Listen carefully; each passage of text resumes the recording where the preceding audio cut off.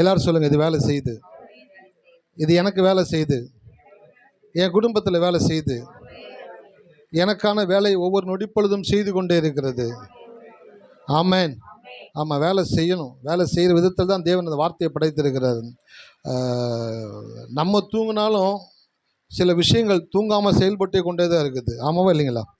ஆமாம், அந்த பூமி சுற்றிக்கிட்டே தான் இருக்குது. பூமி தன்னைத்தானே சுற்றி கொண்டு சூரியனையும் சுற்றி வந்து கொண்டே இருக்கிறது. மண்ணில் போடுற விதை அது ஒவ்வொரு நொடி பொழுதும் மாற்றம் அடைந்து கொண்டே இருக்கிறது. ஸோ வாழ்க்கையில் சில விஷயங்கள் எல்லாம் வந்துட்டு கான்ஸ்டண்ட்டாக கிடையாது. அது ஒவ்வொரு நொடி பொழுதும் அது வந்து மாற்றத்துக்குள்ளே கடந்து போய் கொண்டே இருக்கிறது. இது எதை காட்டுகிறது என்றால், இப்படிப்பட்ட மாற்றங்களையும் வளர்ச்சியையும் இந்த தேவன் இந்த பூமியில் வைத்திருக்கிறார் என்றால், அவர் என்ன செய்கிறார் என்றால், அவருடைய வார்த்தையை நம்புகிறவர்களுக்கும் அது ஒவ்வொரு நொடி பொழுதும் மாற்றத்தையும் வேலை செய்யக்கூடிய விதத்தில் தான் தேவன் வாக்குத்தத்தங்கள் எழுதி கொடுத்திருக்கிறார். ஹல்லேலூயா. அப்போ இந்த வாக்குத்தத்தங்கள் வந்துட்டு கான்ஸ்டண்ட்டாக இருக்காது. இந்த வாக்குத்தத்தங்கள் ஒவ்வொரு நொடி பொழுதும் வேலை செஞ்சு கொண்டே இருக்கும். இதை விசுவாசிக்கிறவர்களுக்கு, இதை சொல்லுகிறவர்களுக்கு, இதை எதிர்பார்க்கிறவர்களுக்கு இது அப்படிப்பட்ட சூழலை உண்டாக்கி தரக்கூடியதாக இருக்கிறது. ஸோ வாக்குத்தத்தங்களை நம்ம விசுவாசத்தோடு சொல்லும் பொழுது அந்த வாக்குத்தத்தங்கள் நமக்காக தேவன் வேலை செய்யும்படி அதை என்ன பண்ணுறான்னாக்கா இனிஷியேட் பண்ணுறாராம். இக்னேட் அப்படின்வாங்க. இக்னேட்ன்ற வார்த்தைக்கு என்ன அர்த்தம்னாக்க, கேஸ் சிலிண்டர் இருக்குது, ஸ்டவ் இருக்குது, ஸ்டவ் ஆன் பண்ணி என்ன பண்ணுறீங்க, லைட்டரை வச்சு அடிக்கிறீங்க, பற்ற வைக்கிறீங்க, இக்னேட் பண்ணுறீங்க. அப்படின்னா என்னன்னாக்கா கேஸ் சப்ளை இருக்குது, கேஸ் ஸ்டவ் இருக்குது. இது அடித்த உடனே தான் அதில் என்னக்கா ஃப்ளேம் வரக்கூடியதாக இருக்குது. அதே போல் நீங்கள் கடவுளுடைய வார்த்தையை விசுவாசி இந்த வார்த்தையை சொல்ல சொல்ல கடவுள் என்ன பண்ணுறாருனாக்கா இக்னேட் பண்ணி கொண்டே இருக்கிறார். அதை லைட் அடிக்க வைத்து கொண்டே இருக்கிறார். அதில் ஃப்ளேம் வர செய்து கொண்டே இருக்கிறார். அந்த ஃப்ளேம் என்ன பண்ணுதுனாக்க உங்களுடைய வாழ்க்கையில் வேண்டிய எல்லா காரியங்களையும் உங்களுக்கு சாதகமாக மாற்றி தரக்கூடியதாக இருக்கிறது. ஹல்லேலூயா. ஆமாம், எத்தனை பேர் இருக்கிறீங்க? ஆமாம், இன்னைக்கு கடவுளுடைய வார்த்தை ஒன்று எடுத்துன்னு வந்திருக்கிறேன். என்ன அப்படின்னாக்க, தேவ வார்த்தை சுரக்க செய்யும் அருமருந்து. சுரக்கிறது அப்படின்ற வார்த்தைக்கு எத்தனை பேருக்கு அர்த்தம் தெரியும்? சுரக்கிறது அப்படின்னாக்க ஆங்கிலத்தில் வந்து செக்ரீட்ஸ்னு வருது. செக்ரீட்ஸ் அப்படின்ற வார்த்தைக்கு என்ன அர்த்தம்னாக்க, மாடு என்ன பண்ணுதுனாக்கா பாலை சுரக்குது, ஆகாரத்தை புசிக்குது, அது கலக்குது, டைஜஸ்ட் ஆகுது. அது ரத்தத்திலேருந்து என்ன பண்ணுதுனாக்கா அது ஒரு பாலை ஹார்மோன்ஸ் மூலமாக சுரந்து அது என்ன பண்ணுதுனாக்கா பாலை கொடுக்கக்கூடியதாக இருக்குது. அப்போது நீங்கள் கூட பாருங்கள், இன்றைக்கி சில விஷயங்களை பார்க்கும் பொழுது உங்களுடைய கண்ணில் வந்து என்ன பண்ணுது, கண்ணீர் சுரக்குது. சில பேர் நம்ம கண்ணீர் வடியுதுன்னு, கண்ணீர் வடியலை, கண்ணீர் சுரக்குது. சில ஃபுட்டு பார்த்தோன்னே நாக்கில் என்ன வருது, எச்சி சுரக்குது அப்படியே. இப்போ இந்த இடத்துல நான் ஒரு புளியங்காவை என்ன பண்ணுறேன்னாக்க எடுத்து அப்படியே தோலை உரிக்கிறேன். அப்படியே உரிச்ச உடனே அங்கே இருக்கிற எல்லாருடைய ஃபேஸ்லேயும் பார்த்தோன்னு வச்சுங்களேன், ஒரு பீஸ் கொடுக்க மாட்டாரா, சும்மா நாக்கில் லைட்டாக வச்சு தேக்கவாச்சும் செய்ய மாட்டோமா? ஏன், அந்த புளியங்காவை பார்த்த உடனே நாக்கில் என்ன பண்ணுது, ஊற ஆரம்பிச்சிருதுல்ல. நான் சொல்கிறேன், தேவ வார்த்தை தேவனுடைய நன்மைகளை நம்முடைய கற்பனையிலும் நம்முடைய வாயிலும் சுரக்க செய்யக்கூடியதாக இருக்கிறது. இன்னைக்கு அதான் காட்ட போகிறேன். ஏன் சில பேர்த்துக்கு வந்துட்டு பாம்புக்கு பால் சுரக்குமா? பாம்புக்கு என்ன சுரக்கும்? விஷம் சுரக்கும். அதான் ஒரு படத்தில் பாடினாங்க, பசுவினை பாம்பென்று சாட்சி சொல்ல முடியும், காம்பினில் விஷம் என்ன கறக்கவா முடியும் அப்படின்ற ஒரு பாட்டு ஒன்று எழுதுனாங்க. பசுக்கிட்ட இருந்து பால் தான் வரும், பாம்புக்கிட்ட இருந்து விஷம்தான் வரும். அப்போ உங்களுடைய கற்பனையை தேவன் நியூட்ரலாக படைச்சிருக்கிறாராம். உங்களுடைய கற்பனையில் நீங்கள் நல்ல காரியங்களை, தேவனுடைய காரியங்களை கற்பனை செய்யும் பொழுது அதிலிருந்து நன்மையான காரியங்களை சுரக்கும்படி செய்கிறாரு. உங்களுடைய கற்பனையை பிசாசு ஆக்குப்பை பண்ண உடனே அந்த பிசாசுக்கு இடம் கொடுத்துட்டு வச்சுங்களேன், தப்பான காரியங்களை சிந்திக்க சிந்திக்க என்னன்னாக்கா விஷம் சுரக்க ஆரம்பிக்கிறது. சில பேர் வந்துட்டு என்ன பண்ணுறாங்க, தன்னை உயிரை வந்து அழித்து கொள்கிறாங்கல்ல, இறந்து போயிடுறாங்க. சில பேர் எவ்வளோ கஷ்டம்யா, எவ்வளோ பிரச்சனையா, வரும்போது ஏதாச்சும் கஷ்டம் பிரச்சனை வந்துச்சு அவன் வாழ்க்கையில். பிறக்கும் போது அம்மா வயிற்றுலேருந்து நிர்வாணியாய் வந்தேன்னு யோபு சொல்கிறாரு. ஒன்றுமே இல்லாமல் தானே வந்த, இவ்வளோ பிரச்சனை உனக்கு எப்படி வந்துச்சு? அதுவும் வந்து ஒட்டிக்கிச்சா? நீ ஏன் வந்து சேர்த்துக்கிட்ட பிரச்சனையை? இப்போ இந்த பிரச்சனைகளை சேர்த்து கொண்ட நீ இந்த பிரச்சனைகளை ஜெயித்து வெளியில் வந்து இந்த பிரச்சனைகளை என்னை ஒன்றும் செய்ய முடியாது என்பதை காட்டுவதற்காக தான் தேவன் தன்னுடைய வார்த்தையை கொடுத்திருக்கிறார். ஹல்லேலூயா. அப்போ அந்த பிரச்சனைகளின் ஊடாய் நம்ம வந்து சோர்ந்து போகிறவர்கள் அல்ல, அந்த பிரச்சனையை தாண்டி ஜெயித்து நம்ம யாருன்னு காட்டக்கூடிய அந்த கற்பனையை தேவன் வார்த்தைக்குள்ளே வைத்திருக்கிறார். வார்த்தையை படிக்கும் பொழுது கற்பனை சுரக்கணும். ஹல்லேலூயா. இருக்கீங்களா? ஆமாம், பைபிளை படிக்கும் பொழுது என்ன பண்ணுறோன்னாக்கா புல்லு நீங்கள் அதை கூட எடுத்துகிட்டு வந்திருக்கிறேன். வசந்த வேம வாசிங்க, கடந்து போகலாம். மார்க் 11:22-23.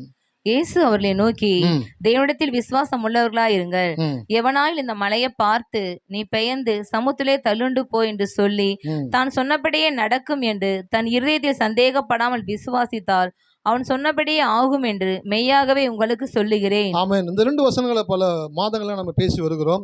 சொல்லும் பொழுது என்ன நடக்கிறது? சொல்றதனுடைய வலிமை என்ன? ஏன் சொல்லணும்? சொல்றது ஏன் தேவன் வந்து சொல்லணுன்ற ஒரு கான்செப்டை வந்து வச்சிருக்கிறாரு. அதை குறித்து நான் பேசிக்கிட்டே வந்தேன். இந்த இடத்துல இயேசு சொல்றாரு, எவனாகிலும் இந்த மலையை பார்த்து நீ பெயர்ந்து சமுத்திரத்தில் தள்ளுண்டு போய் என்று சொல்லி தான் சொன்னபடியே நடக்கும் என்று தன் இருதயத்திலே சந்தேகப்படாமல் விசுவாசித்தால் அவன் சொன்னபடியே ஆகும் என்று மெய்யாகவே உங்களுக்கு சொல்லுகிறேன். இந்த சொல்றதுன்றது என்னன்னாக்கா சுரக்கிறது. என்னதுங்க? சுரக்கிறது. உடம்புல வந்து சில வியாதிகள் வருதுல்ல, அந்த வியாதிகள் வருவதற்கான காரணம் என்னன்னு சொல்றாங்கனாக்க, சில ஹார்மோன்ஸ் சரியாய் சுரக்காதனால அந்த வியாதி நம்ம உடம்புல வர ஆரம்பிச்சது. ஸோ அதுக்குரிய டேப்லெட்ஸ் கொடுக்குறாங்க, அதுக்குரிய உணவு கட்டுப்பாடு, உணவு பழக்க வழக்கங்களை மாற்றும் பொழுது அது என்ன பண்ணுதுனாக்க, மறுபடியுமாய் அந்த ஹார்மோன்ஸ் லெவலை டைல்யூட் பண்ணி சரி செய்து மறுபடியும் அந்த ஹார்மோன்ஸை சுரக்கும்படி செய்கிறது. So the imbalance of the hormones தான் என்னன்னாக்க, டிஃபிஷியன்சி தான் வந்து வியாதியை கொண்டு வருது. அந்த ஹார்மோன்ஸை நல்ல விதத்தில் சுரக்க செய்யும் பொழுது அந்த வியாதியிலிருந்து அவங்க என்ன பண்ணுறாங்க, வெளியில் வந்துடுறாங்க. ஸோ அப்போ டாக்டர் கொடுக்குற மாத்திரையை 3 வேளை கரெக்டாக போடுறோம். சாப்பாட்டுக்கு முன்னாடி, சாப்பாட்டுக்கு அப்புறம், இன்பிட்வீனில் சில மருந்துகளை கொடுக்குறாரு. இந்த டானிக்கை குடிங்கன்றாரு, இந்த ஃபுட்டு சாப்பிடுங்கன்றாரு. அப்படியே கரெக்டாக ஃபாலோ பண்ணுறாங்க. ஏன்? அந்த இம்யூனிட்டி சிஸ்டத்தை வந்து ரீஸ்டோர் பண்ணணும்னு பார்க்குறாங்க. அந்த ஹார்மோன்ஸை சுரக்க வைக்கிறதுக்கு டாக்டர்கள் சில மருந்துகளை கொடுக்குறாங்க. ஆனால் ஆலயத்துக்கு வந்தீங்கன்னாக்க, ரத்தமின்றி கத்தியின்றி சத்தமின்றி உங்களுடைய வாழ்க்கையை சரி செய்யக்கூடிய வார்த்தைகளை தேவன் கொடுக்கிறார். ஹல்லேலூயா. ஆமாம். எப்படி ஒரு மாத்திரை ஒரு ஹார்மோன்ஸை சுரக்க செய்ய முடியுமோ அதை காட்டிலும் 100 மடங்கு 1000 மடங்கு தேவனுடைய வார்த்தை உங்களோட சரீரத்தில் இருக்கக்கூடிய பலவீனங்களை மாற்றக்கூடிய ஹார்மோன்ஸை சுரக்க செய்யக்கூடியதாக இருக்கிறது. அதனால தான் இயேசு சொன்னார், சொல்லிக்கிட்டே இரு. காலை ஆராதனையில் சொன்னேன், தவறான காரியங்களை தொடர்ந்து ஜெபித்து கொண்டே இருந்தாலும் அது நடக்கப் போவதில்லை. சரியான காரியங்களை தொடர்ந்து ஜெபிக்காமல் இருந்தாலும் அது நடக்கப் போவதில்லை. ஹல்லேலூயா. ஆமாம். இதை போயிட்டு எங்கள் மாமாட்ட பேசினேன். எங்கள் மாமா, புரிகிற மாதிரி இருக்குது, புரியாத மாதிரி இருக்குது, அது என்னன்னு நீயே விளக்கத்தை சொல்லியிருப்பா அப்படின்னாரு. எங்கள் மாமாட்ட சொன்னேன், மாமா, தவறான காரியங்களை நீங்கள் தொடர்ந்து ஜெபிச்சுக்கிட்டே இருந்தாலும் அது உங்கள் வாழ்க்கையில் நடக்காது. சரியான காரியங்களை தொடர்ந்து ஜெபிக்காமலே இருந்தாலும் அதுவும் உங்கள் வாழ்க்கையில் நடக்காது. அப்போ என்ன? ஆண்டவரே, இந்த வாழ்க்கை ரொம்ப போர் அடிச்சிருச்சுப்பா, ஒரே கசப்பு, ஒரே இருள், ஒரே வேதனை, ஒரே வறுமை, ஒரே வியாதி, ஒரே போராட்டமாக இருக்குது, என் ஜீவன் எடுத்துக்கங்கப்பா அப்படின்ட்டு நிறைய பேர் ஜெபிக்கிறாங்க. அப்படின்ட்டு கடவுள் தூக்குனாருன்னா டிக்கெட்டுங்களை பாப்புலேஷன் பாதி கம்மியாகிடும், ஜனத்தொகையில் பாதி கம்மியாகிடும். கடவுள் அந்த காரியங்களை செய்கிறது இல்லை. ஏன்? தப்பான காரியங்களை தொடர்ந்து ஜெபிச்சு கொண்டே இருந்தாலும் தேவன் அதை கேட்கறது இல்லை. சரியான காரியங்களை தொடர்ந்து ஜெபிக்காமல் இருந்தாலும் அது நடக்கிறது இல்லை. சில பேருக்கு விருப்பம், நான் ஆசீர்வதிக்கப்படணும், நான் சுகமாக இருக்கணும், நான் நல்லா இருக்கணும், எனக்கு நல்ல படிப்பு, நல்ல வேலை, நல்ல வருமானம், நல்ல கணவன் மனைவி பிள்ளைகள் குடும்பம் எல்லாம் என் வாழ்க்கையில் எல்லாமே ரொம்ப பெட்டர் ஆகிக்கிட்டே இருக்கணும். ஆசை பெருசு, ஆசை தோசை அப்பள வடை அப்படின்வாங்க. அந்த மாதிரி ஆசைலாம் ரொம்ப பெருசாக இருக்குது. ஆனால் அதற்குரிய செயல்பாடு உங்ககிட்ட இருக்குதா? அதை சொல்கிறீங்களா? அதை வாயை திறந்து ஒவ்வொரு நாளும் உங்கள் வாயில் அந்த வார்த்தைகள் வந்து கொண்டே இருக்குதா? அதை கற்பனை செய்து பார்க்குறீங்களா? நல்லா இருக்கிறது போல் கற்பனை செய்கிறீங்களா? எத்தனை பேருக்கு நல்லா இருக்கணும்னு ஆசை? கை தூக்குங்க. 1-2 பேருக்கு.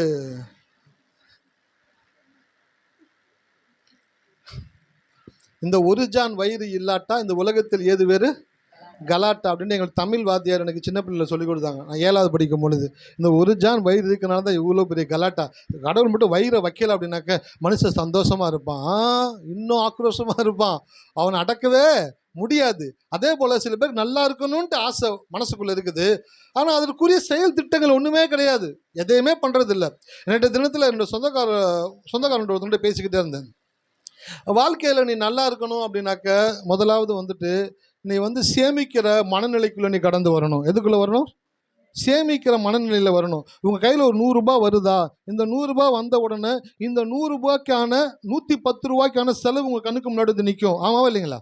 ஆமாம், 100 ரூபாய் வருதுன்னா 110 ரூபாய்க்கான செலவு இருக்கும். நீங்கள் உடனே என்ன பண்ணக்கூடாது, 100 ரூபாய் கழிச்சிடக்கூடாது. கழிச்சிட்டு இந்த 10 ரூபாய்க்கு என்ன பண்ணலாம்னு யோசிக்கக்கூடாது. 110 ரூபாய்க்கு உங்ககிட்ட செலவு இருந்தாலும் கையில் இருக்கிற 100 ரூபாயை வைத்து இதில் நான் எப்படி ஒரு 10 ரூபாயை எடுத்து சேமிக்கிறது அப்படின்ற மனநிலை உங்களுக்குள்ளே வந்தால் மாத்திரமே நீங்கள் வாழ்க்கையில் நல்லா இருக்கிறதுக்கான முதல் படியை எடுத்து வைக்கிறீங்க. சேவிங்ஸ் மைண்டு யாருக்குள்ள இருக்குதோ அவங்க ஒவ்வொரு நாளும் சிறந்து கொண்டே இருப்பார்கள். ஹல்லேலூயா.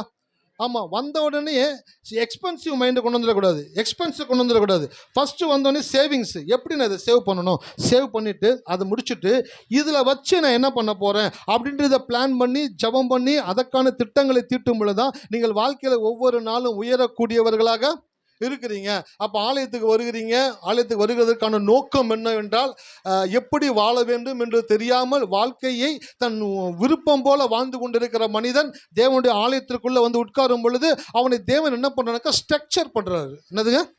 ஸ்ட்ரக்சர் பண்ணுறார். ஸ்ட்ரக்சர்ன்ற வார்த்தைக்கு என்னன்னாக்க அவனை சீர்படுத்துகிறார். வேதம் சொல்லுகிறது அவனை சீர்படுத்தி ஸ்திரப்படுத்தி பலப்படுத்தி நிலை நிறுத்துவாராக. அப்போ ஆலயத்தில் வந்து உட்காரும் பொழுது ஒவ்வொரு நொடி பொழுதும் உங்களை விட உங்கள் தேவன் உங்களை உருவாக்குவதிலே கவனம் உள்ளவராக இருக்கிறார்.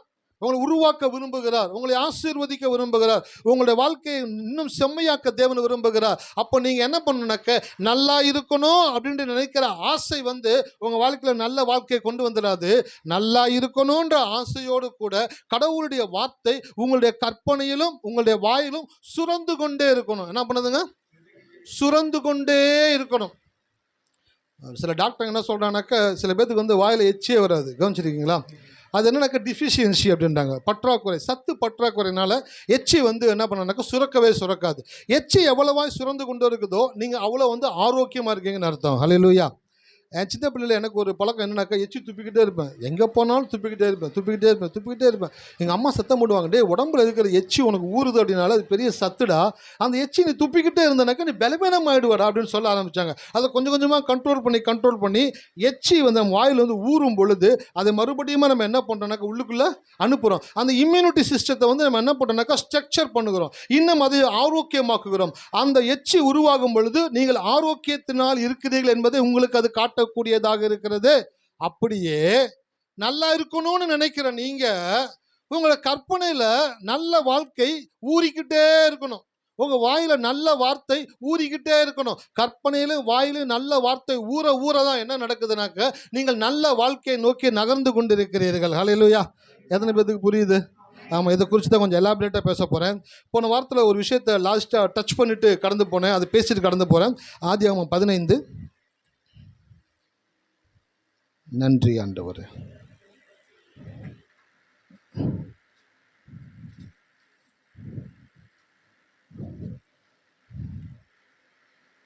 ஐந்தாம் வசனம். அவர் அவனை வெளியே அழைத்து, நீ வானத்தை அண்ணாந்து பார், நட்சத்திரங்களை எண்ண உன்னாலே கூடுமானால் அவைகளை எண்ணு என்று சொல்லி பின்பு அவனை நோக்கி உன் சந்ததி இவ்வண்ணமாய் இருக்கும் என்றார். ஆமென். ஆமாம், கடவுள் கூப்பிட்டு என்ன சொல்றாருனாக்க வெளியில வாப்பான்னு கூப்பிடுறாரு. வெளியில கூப்பிட்டு வானத்தை அண்ணாந்து பார் அப்படின்றார். வானத்தை அண்ணாந்து பார்க்கும் பொழுது அவன் பார்க்கிறான், வானங்கள் முழுவதும் நட்சத்திரங்களால் ஜொலிக்கக்கூடியதாக இருக்கிறது.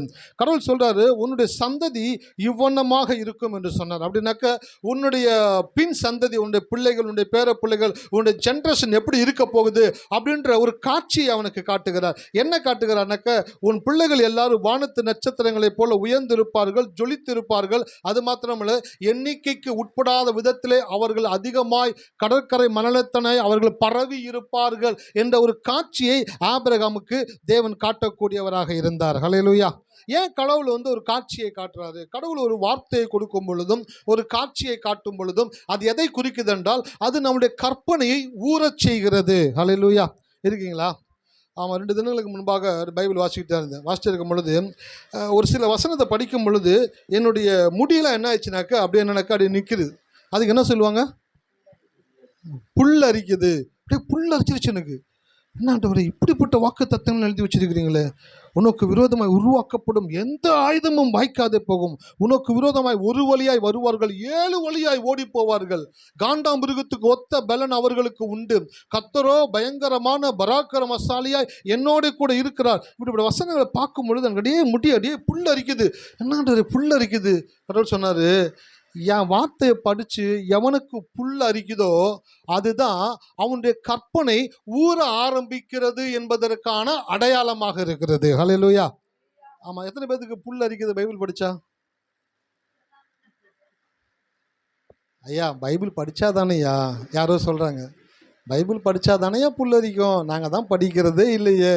நாங்கள் டெய்லி தொட்டு கும்பிடுவோம், முத்தம் கொடுப்போம், அக்கில் வச்சுருந்தே கோயிலுக்கு வருவோம், அழுங்காமல் அதை எடுத்து செல்ஃபில் வைப்போம். ஹல்லேலூயா. அது ரொம்ப சுத்தமாக வச்சுப்போயா, குளிக்காமல் தொட மாட்டேயா. எங்கள் அப்பா நாலு பரிசுத்தம். அந்த புத்தகம் பரிசுத்த புஸ்தகம். அது பரிசுத்தம்னு சொல்லி அதை ஒதுக்கி வைக்கிறதுக்கான பரிசுத்த புஸ்தகம் இல்லை. அந்த புஸ்தகத்தை அசுத்தமான ஒருவன் தொடும் பொழுது அவனை அது பரிசுத்தமாக்குகிற புஸ்தகம். ஹல்லேலூயா. ஆமாம், தப்பாக சொல்லி கொடுத்துட்டாங்க. பைபிள் குளிச்சுட்டு தொட்டியா? பைபிள் எடுக்கிறதே அபூர்வம். இதில் கையில் பைபிள் எடுத்த உடனே வீட்டில் இருக்க போயிட்டு குளிக்காமல் கை வச்சு வை. குளிச்சுட்டு வரதுக்குள்ளே பார்த்தோன்னாக்கா அந்த மைண்டு மாறிடுது, பைபிள் படிக்கிற மைண்டே மாறிடுது. அதுக்கப்புறம் பைபிள் படிச்சியா அந்த பொண்ணு பார்க்கும். படிக்கலான்ட்டு எடுத்தா வையுன்றீங்க, சும்மா உட்காந்துருந்தா படின்றீங்க. அது பரிசுத்தமான புஸ்தகம், சுத்தமாக இருக்கணும், தூய்மையாக தான் இருக்கணும். இந்த பெரும்பாடுள்ள ஸ்திரீ நீங்கள் எடுத்துகிட்டு வந்திருக்கிறேன். பெரும்பாடுள்ள ஸ்திரீ சமுதாயத்தினால் ஒதுக்கப்பட்டவ. இயேசுனுடைய சரீரத்தை, இயேசுனுடைய வஸ்திரத்தை போய் தொட்ட உடனே சுத்தமாயிட்டா. அப்போ அந்த இயேசுக்குள்ளேருந்து வல்லமை புறப்பட்டு வந்து அந்த அசுத்தமான அந்த ஸ்திரியை என்ன ஆக்கிடுச்சு? சுத்தமாக்கிடுச்சு. அப்போ பைபிள்ன்றது எதுக்கு அப்படின்னாக்க, நீங்கள் அசுத்தம் என்பது உங்களை ஒதுக்கி வைக்கக்கூடிய புத்தகம் அல்ல. அசுத்தமாக இருக்கிறவன் ஆசையாய் வந்து அதை தொட்டு அதை படிக்கும் பொழுது அது அவனை அறியாமலேயே அது அவனை பரிசுத்தமாக்கக்கூடிய புஸ்தகம். ஹல்லேலூயா. அப்போ இந்த வேத புத்தகத்தில் இருக்கிற வசனங்களை படிக்கும் பொழுது புல் அரிக்கணும். உண்மையாக சொல்லுங்கள், எத்தனை பேர்த்துக்கு பைபிள் படிக்கும்போது புல் அரிச்சிருக்கு? ஹல்லேலூயா. எனக்கு புல் அரிச்சிருக்கு. வேறு யாருக்கு புல் அரிச்சிருக்குது? இவர் சொல்கிறார் எனக்கு ஆஃப் அரிச்சிருக்குன்றது. எனக்கு புல் அரிச்சிச்சு. கேப்ரியலுக்கு ஆஃப் அரிச்சிருக்கு. நம்ம பால்ராஜுக்கு குவார்டர் அரிச்சிருக்கு. கை இப்படி மட்டும் தூக்குறாரு, இவர் இப்படி தூக்குறாரு, நான் இப்படி தூக்குறேன். கடவுள் பார்க்குறாரு. ஏன்னாவா சபையில் என்ன நடக்குது? இல்லாண்ட குவார்டரு ஆஃபு ஃபுல்லுன்ட்டு எல்லாரும் வந்துட்டு உங்களை புல் அரிக்கிறதை வச்சு பேசிட்டு இருக்கிறாங்க. பார்த்து. ஹல்லேலூயா. அப்போ கடவுளுடைய வார்த்தையை படிக்கும்போது என்ன ஆகணும்? புல் அரிக்கணும். புல் அரிக்குது அப்படின்னாக்க நீங்கள் ஆரோக்கியமாக இருக்கீங்கன்னு அர்த்தம். ஹல்லேலூயா. டாக்டர் போனே கேட்பார், பசி எடுக்குதா? பசியே இல்லையா? அதனால் போன மாதம் மளிகை ஜாமான் கூட பார்த்தீங்கன்னா 1000 ரூபா கம்மியாக தான் வாங்கியிருக்கிறேன். ரொம்ப நல்லதாக போச்சு. டாக்டர் பார்ப்பார், பசி இல்லைனாக்கா நீ வியாதியில் இருக்கிறன்னு அர்த்தம். பசிக்கணும், பசிச்சாதான் நீ ஆரோக்கியமாக இருக்குன்னு அர்த்தம். அப்போ பசிக்கலை அப்படின்னாக்கா உள்ளுக்குள்ளே ஏதோ டிஃபிஷியன்சி இருக்குன்னு அர்த்தம். அதை கண்டுபிடிச்சி அதை சரி செய்யணும். அப்போ ஆலயத்துக்கு வந்து உட்காந்தோன்னா ஊழியக்கார் கேட்பார். ஊழியக்கார் பேசும்பொழுது, கர்த்தர் உங்களை வாழாக்காமல் தலையாக்குவார். ஓன்னு குடிஞ்சு அழுதுகிட்டே இருக்கக்கூடாது. ஊழியக்கார் சொன்ன உடனே என்ன சொன்னாங்க? ஆமென் ஐயா, என்னை கர்த்தர் வாழாக்காமல் தலையாக்குவார் ஐயா அப்படின்ட்டு எவனுக்குள்ள வந்து சத்தம் ஃபோர்ஸாக வருதோ அவனுக்குள்ளே வந்து வியாதி இல்லைன்னு அர்த்தம். ஹல்லேலூயா. அவனுக்குள்ள வியாதி இல்லை, அவன் சுகமாக இருக்கிறான், ஆரோக்கியமாக இருக்கிறான்னு அர்த்தம். ஊழியக்காரர் பேசும்பொழுது ஆமென் ஹல்லேலூயா அப்படின்னு கத்துறீங்க பார்த்தீங்களா? நான் சொல்கிறேன், நம்ம சபையில் பால்ராஜ் பார்த்தீங்கன்னாக்க எந்த பாட்டாக இருந்தாலும் பாடுவார், எந்த ஒரு காரியமாக இருந்தாலும் ஆமென் ஹல்லேலூயா சொல்லாமல் இருக்கவே மாட்டான். அந்த பிள்ளைக்குள்ள உயிர் இருக்குது. என்ன இருக்குது? ஆரோக்கியமாக இருக்கிறான். ஒரு ஸ்டேட்டஸ் ஒன்று போட்டேன். என்னன்னாக்க, யார் மாற்றுத்திறனாளி? பார்வை உள்ளவன் ரோட்டில் போகும் பொழுது அடிபட்டு கீழே விழுகிறான். பார்வை இல்லாதவன் கரெக்டாக குச்சியை வச்சு பொறுமையாக போய் எது மேடு எது பள்ளோன்னு பார்த்து அழகாக யாராச்சும் ஒரு குருடங்க கீழே விழுந்து பார்த்துருக்கீங்களா? யார் தான் கீழே விழுகிறா? கண்ணை பின்னாடி வச்சுட்டு போகிறவன் தான் கீழே விழுகிறான். ஆனால் அவன் என்ன சொல்கிறானாக்கா, மாற்றுத்திறனாளி, பாவம் கண்ணு தெரில. மாற்றுத்திறனாளிகள்கிட்ட போய் நீங்கள் பாவம் பார்த்தீங்கன்னா அவனுக்கு கோவம் வந்துடும். அவனுக்குள்ள ஒரு விஷயம் என்னன்னாக்க, எனக்கு யாரும் இறக்கம் காட்ட தேவையில்லை, எனக்கு கடவுள் இருக்கிறாரு, என்னை எப்படி வாழணும்னு எனக்கு தெரியும். அந்த ஒரு கர்வம் அவங்களுக்குள்ளே இருக்கும் பாருங்களேன். ஆனால் கண்ணு தெரியாதவன் ரோட்டில் எப்படி போகிறான் அப்படின்னாக்கா, எப்படி போகிறாங்க சொல்லுங்கள்? கரெக்டாக போயிடறான். கண்ணு தெரிஞ்சவன் என்ன பண்ணுறான்? தப்பாக போய் கீழே விழுகிறான். ஆனால் யாரை சொல்கிறா மாற்றுத்திறனாளின்னு? கீழே விழுகிறவன் கீழேயே விழுகாதவனை மாற்றுத்திறனாளின்னு சொல்லி அவனுக்கு சில இரக்கமான காரியங்களை செய்கிறான். அப்போ நான் சொல்கிறேன், நீங்கள் ஆண்டவருடைய ஆலயத்திற்குள்ளே வரும் பொழுது நீங்கள் என்ன அவுட்டரில் அப்பியரன்ஸில் இருக்கீங்கன்றது முக்கியம் கிடையாது. உள்ளுக்குள்ளே நீங்கள் எப்படி இருக்கீங்கன்றதை தேவன் பார்க்கக்கூடியவராக இருக்கிறார். ஹல்லேலூயா. நீங்கள் ஒல்லியாக இருங்க, குண்டாக இருங்க, கருப்பாக இருங்க, வெள்ளையாக இருங்க, நீங்கள் எப்படி வேணாலும் இருங்க. ஆனால் உள்ளுக்குள்ளே நீங்கள் எப்படி இருக்கீங்கன்றதை தேவன் கவனிக்கக்கூடியவராக இருக்கிறார். நீங்கள் வியாதி இல்லாமல் இருக்கீங்களான்னு தேவன் பார்க்குறாரு. வியாதியை தேவன் வெறுக்கிறார். ஹல்லேலூயா. எல்லாரும் சொல்லுங்க, வியாதியை தேவன் வெறுக்கிறார், ஆகையால் நானும் அந்த வியாதியை வெறுக்கிறேன். என்ன வியாதி? தலைவலி, காய்ச்சல், அந்த வியாதியை குறித்து பேசலை. கடவுளுடைய வார்த்தையை கேட்ட உடனே அப்படியே புல் அரிக்காம அப்படியே உட்காந்துருக்கீங்க பார்த்தீங்களா, அவங்க என்னன்னாக்க வியாதியில் இருக்கிறாங்கன்னு அர்த்தம். அப்படிப்பட்டவங்க ஆலயத்தில் வந்து உட்காரும் பொழுது பரிசுத்த ஆவியானவர் என்ன பண்ணுறாருனாக்க, அவங்களுடைய எதனால அவங்க அந்த வியாதியில் இருக்கிறாங்களோ அந்த வியாதியின் தன்மையை அவங்களுக்குள்ளேருந்து வெளியில் எடுத்து அவங்களுக்குள்ள என்ன சுரக்கணுமோ அதை சுரப்பதற்கான வார்த்தையை தேவன் அனுப்புகிறார். ஹல்லேலூயா. அதான் வேதம் சொல்லுது ஏசாயால, என்னுடைய வார்த்தை வெறுமையா என்னிடத்தில் திரும்பாது, நான் அனுப்பின காரியமாகும்படி வாய்க்கும். அப்போ ஆலயத்தில் வந்து உட்கார்ந்துட்டீங்கன்னாக்க, அதான் சொன்னேன் நான், நடிப்புனா நவரசம் இருக்கணும், பிரசங்கனாக்கா பரவசம் இருக்கணும். பிரசங்க டைம் ஸ்டார்ட் ஆயிடுச்சு அப்படின்னாக்கா உங்களுடைய இம்யூனிட்டி சிஸ்டம் ஆக்டிவேட் ஆக ஆரம்பிச்சிச்சுன்னு அர்த்தம். உங்களை தேவன் சுகமாக்க ஆரம்பிக்கிறாரு. உங்களை தேவன் என்ன பண்றாருனாக்கா ஆரோக்கியத்தினால் நிரப்பக்கூடியவராக இருக்கிறாரு. உங்களுடைய வாழ்க்கையில தோல்வியை தேவன் வெற்றியாய் மாற்றுகிற இடம் தேவனுடைய ஆலயம். இந்த ஆலயம் உங்களை தேவன் உங்களுடைய வாழ்க்கையிலே சுரக்காத அனைத்தையும் சுரக்க செய்கிற ஒரு மிகுந்த ஒரு ஔஷதமான இடம்தான் தேவனுடைய ஆலயம். அல்லேலூயா. அப்போ நான் சொல்கிறேன், இந்த ஆலயத்தில் வந்து உட்கார்ந்து பாடி ஆராதிச்சு கடவுளுடைய வார்த்தை கேட்கும் பொழுது உங்களுடைய சரீரத்தில் எதனால ஒரு விஷயம் நடக்காமல் இருக்குதோ அதை தேவனுடைய வார்த்தை மாற்றி அது சுரக்கும்படியாய் செய்கிறது. ஹல்லேலூயா. சுரக்கும் சார், சுரக்கும். படிக்கிற பிள்ளைகளுக்கு ஞானம் சுரக்கும், பலவீனத்தில் இருக்கிறவங்களுக்கு, நோயில் இருக்கிறவங்களுக்கு சுகம் சுரக்கும். வாழ்க்கையில கஷ்டத்திலே போய்கிட்டு இருக்கிறீங்க, ஆலயத்தில் வந்து உட்கார்ந்து கடவுளை உண்மையாய் பாடி துதித்து ஆராதித்து வார்த்தையை உன்னிப்பா கேளுங்க. நீங்க கேட்கும் பொழுது உங்களுக்குரியத தேவன் உங்களுக்குள்ளிருந்து சுரக்க செய்யக்கூடியவராக இருக்கிறார். உங்களுக்காக மற்றவங்களுக்கு சுரந்தா அது நல்லது கிடையாது. இல்லையா, என் மனைவிக்கு கொஞ்சம் கம்மியாக தான் சுரக்குது, ஆனால் எனக்கு நிறைய சுரக்குதியா, ஐயோ உங்களையும் செக் பண்ணணும். ஃப்ரெண்டு ஒருத்தன்ட்ட கேட்டேன், இந்த மீன் மாத்திரை வாங்கி சாப்பிட்டா உடம்புக்கு நல்லதுன்னு சொல்கிறாங்களேப்பா அப்படின்னு கேட்டேன். அப்போ ஓனர் சொன்னார் 500 mg சாப்பிட்டா நல்லதுப்பா அப்படின்னாரு. என் ஃப்ரெண்ட்டை கேட்டேன், இது கிடைக்குமாடா அப்படின்னு சொல்லி கேட்டேன். அவன் செக் பண்ணிட்டு சொன்னான் 1000 mg தான் கிடைக்குது. டேய் 500 கேட்டால் 1000 mgன்னு கேட்குறேன், பாதியை கட் பண்ணி போடுங்க அப்படின்னா. டேய் மீனெண்ணை மாத்திரையை பாதியை கட் பண்ணால் என்னெல்லாம் கீழே ஊற்றிடுமாடா, என்னடா சொல்கிற? அப்புறம் யோசிச்சு சொன்னான் 2 நாளைக்கு 1 போடுங்க. நான் யோசித்தேன், இவங்ககிட்ட கேட்டதே தப்பாக போச்சு. நம்ம என்ன கேட்டனாக்கா அதுக்கு சுற்றி வளைச்சி காரத்தை சொல்லக்கூடியவனா இருக்கிறான். 1க்கு 2 போட்டாலும் தப்பு தான், 1க்கு அரை போட்டாலும் தப்பு தான். மனைவிக்கு சுரக்கலை, கணவருக்கு அதிகமாக சுரக்கிறதுனாலும் வியாதி தான். 2 பேருக்கு எப்படி சுரக்கணும்? சரிசமமாக ஈக்குவலாக சுரக்கணும். இல்லையா, என் விசுவாசத்தில் நான் ரொம்ப டாப்பில் இருக்கையா, என் மனைவி தான் கொஞ்சம் அப்படியே ரொம்ப லீக்காக இருக்காங்க, வீணாக இருக்காங்க. இல்லையா, எங்கள் வீட்டில் என் மனைவி கொஞ்சம் நல்லா ஆரோக்கியமாக விசுவாசமாக இருக்கிறாங்க, எனக்கு தான் விசுவாசமாக இருக்க முடியல. அப்போ என்ன பண்ணுனாக்கா 2 பேரும் உட்காந்து கொஞ்சம் நேரம் பேசுங்க. அல்லேலூயா. ஏன்னா உட்காந்து பேசினாலே சண்டை தான் வருது. இதோட கொடுமை எங்கே போய் சொல்கிறது? கணவன் மனைவியை உட்காந்து 2 பேரும் பேசுனீங்கன்னா தான் பிரச்சனைக்கு தீர்வு வரும். உட்காந்து பேசுகிறதே பிரச்சனையை உண்டாக்குதுனாக்கா அது என்னத்தை பண்ணுறது? ஸோ உட்காந்து பேசுங்க. பேசும் பொழுது அவங்க உங்களோட கொஞ்சம் விசுவாசத்தில் உயரமாக இருக்கிறாங்களா, அவங்கக்கிட்ட சொல்லுங்கள், உங்களை போல் நானும் விசுவாசிக்கணும், எனக்கு ஹெல்ப் பண்ணுங்கள், எனக்கு ஆலோசனை கொடுங்க, நீங்கள் என்ன பண்ணுறீங்கன்னு சொல்லுங்கள், அதை நானும் பண்ணுறேன். கணவன் மனைவி இன்டர்சேஞ்ச் பண்ணி 2 பேருடைய இம்யூனிட்டி சிஸ்டம் எப்படி இருக்கணும்? ப்ராப்பராக இருக்கணும். அதிகமாகவும் சுரக்கக்கூடாது, கம்மியாகவும் சுரக்க கரெக்டாக சுரந்தாலும் 2 பேரும் பேலன்ஸ்டாக இருக்கிறீங்கன்னு அர்த்தம். அப்போ ஆலயத்துக்கு வந்து உட்காரும் பொழுது பரிசுத்த ஆவியானவர் எல்லாரையும் ஸ்கேன் பண்ணிடுறாரு. ஹாஸ்பிட்டலுக்கு போனீங்கன்னாக்கா ஒவ்வொருத்தரையும் தனித்தனியாக ஸ்கேன் பண்ணுவான். ஆலயத்தில் ஆவியானவர் ஒரே டைமில் அட் அ டைமில் எல்லாத்தையுமே ஸ்கேன் பண்ணிடுவார். அந்த கடைசியில் இருக்கிற அம்மாலேருந்து என்ன வரைக்கும் அப்படின்றதுக்குள்ளே ஸ்கேன் பண்ணிடுவார். அதான் பரிசுத்த ஆவியானவர். ஸ்கேன் பண்ணிவிட்டு எந்த ஹார்மோன்ஸ், எந்த கிளாண்டு சுரக்காம இருக்குதோ அந்த கிளாண்டு சுரக்கிறதுக்கான வார்த்தையை ஆவியானவர் உங்களோடு கூட பேசக்கூடியவராக இருக்கிறார். ஹல்லேலூயா. ஆமாம், அந்த வார்த்தையை கேட்ட உடனேயே உங்களுக்குள்ள அந்த சுரக்கக்கூடிய தன்மை வந்துடணும். சில புளிப்பான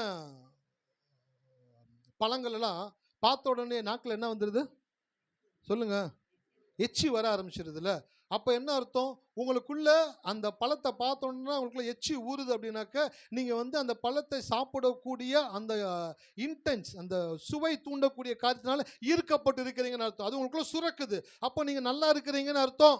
அப்போ அதே போல் கடவுளுடைய வார்த்தை உங்களை நோக்கி வரும் பொழுது, இந்த வார்த்தை எனக்கு தான், இந்த வார்த்தை எனக்கு தான் கடவுள் பேசுகிறாரு, என்ன தான் கர்த்தர் ஆசீர்வதிக்க விரும்புகிறாரு அப்படின்ட்டு எவன் ஒருத்தன் சொல்கிறானோ அவனுக்குள்ள நல்ல காரியங்கள் சுரந்து கொண்டு இருக்கிறது. ஹல்லேலூயா. அப்போ ஆலயத்துக்கு வந்தீங்கன்னாக்கா ஆக்டிவாக இருக்கணும், அலைவாக இருக்கணும், ரொம்பவும் அட்டென்ஷனாக இருக்கணும். ஒவ்வொரு நொடி பொழுதும் உங்களை தேவன் உருவாக்குகிறார். ஒவ்வொரு நொடி பொழுதும் உங்களுடைய ஹார்மோன்ஸை தேவன் என்ன சுரக்க செய்யக்கூடியவராக இருக்கிறாரு. இந்த மாலை வேளையில நான் விசுவாசிக்கிறேன், அநேகருடைய சரீரத்தில் இருக்கக்கூடிய கெட்ட காரியங்களை சுரக்கிற ஆர்கன்ஸை தேவன் நல்ல ஹார்மோன்ஸை சுரக்கக்கூடிய விதத்திலே கர்த்தருடைய வார்த்தை மாற்றி கொண்டு இருக்கிறது. ஹல்லேலூயா. எத்தனை பேர் விசுவாசிக்கிறீங்க? ஆமாம், நான் விசுவாசிக்கிறேன். படிக்கிற பிள்ளைகளுடைய மூளையில் கற்பனை செய்யக்கூடிய, மனப்பாடம் செய்யக்கூடிய அப்படிப்பட்ட ஹார்மோன்ஸ், அப்படிப்பட்ட கிளான்ஸை தேவன் இந்த மாலை வேளையிலே சுரக்கும்படி செய்கிறார். ஹல்லேலூயா. சாலமோனுக்கு இந்த பூமியில் இருக்கிற எல்லாத்துக்காட்டிலும் ஞானவான சாலமோனை தேவன் மாற்றினாரா? என்ன பண்ணாரு? அவனை கொண்டு போயிட்டு அவன் மூளை எடுத்து மாற்றினாரா? மூளையை மாற்றிட்டு வேற மூளையை ஃபிட் பண்ணாரா? ஒன்றும் பண்ணல சார். எதை தூக்குனா அவன் லைஃப்பில் அவன் மேலே வருவானோ அந்த ஹார்மோன்ஸை, அந்த சிந்திக்கக்கூடிய, அந்த யோசிக்கக்கூடிய, அந்த காரியங்களை வித்தியாசமான முறையில் அணுகக்கூடிய அந்த ஆற்றலை தேவன், அந்த ஹார்மோன்ஸ் என்னன்னாக்க தேவன் சரியாய் சுரக்கும்படி செய்தார். அது சுரந்துருச்சு அப்படின்னாலே உங்கள் வாழ்க்கையில் பிரச்சனை தீர்ந்துருச்சுன்னு அர்த்தம். ஹல்லேலூயா. எத்தனை பேர் இருக்கீங்க? ஆமாம், இன்றைக்கி நான் சொல்கிறேன், இன்றைக்கி உங்கள் வாழ்க்கையில் எதெல்லாம் உங்கள் வாழ்க்கையில் அப்படியே டெட்டாக இருக்குதோ அதிலெல்லாம் தேவன் சுரக்கும்படி செய்ய போகிறார். எத்தனை பேர் விசுவாசிக்கிறீங்க? ஆமாம், வசனத்தை வாசிங்க, அதுலேருந்து அப்படியே கடந்து போகலாம். ரோமர் 1:21. நன்றி ஆண்டவரே.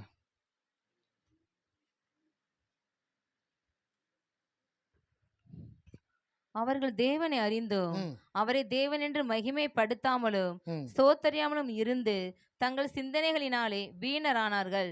உணர்வு இல்லாத அவருடைய இருதயம் இருள் அடைந்தது. தங்கள் சிந்தனைகளினாலே